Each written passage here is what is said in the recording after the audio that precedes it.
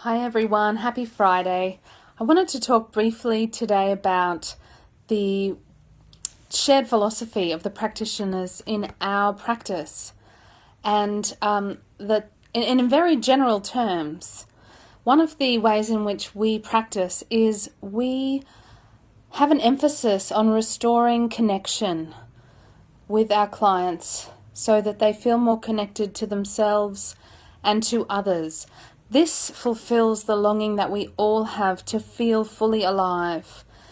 And in the experience of depression and anxiety, people feel either kind of dead on the inside, or they feel like they're always bracing for something to happen.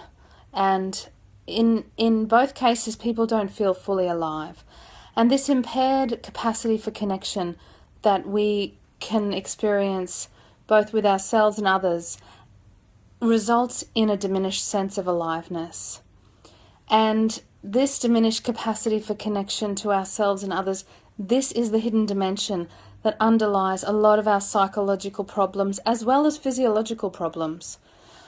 And unfortunately, we are often unaware of these internal roadblocks that keep us from experiencing the connection and the aliveness that we yearn for. These roadblocks develop in response to shocks and traumas in our development and in our lives. And the nervous system dysregulation that results, the disruptions in our attachments and the distortions to our identities, this is what we see in therapy. And our goal is to work with this dysregulation, these disruptions, these distortions, while never losing sight of supporting people's development of a healthy capacity for connection and aliveness.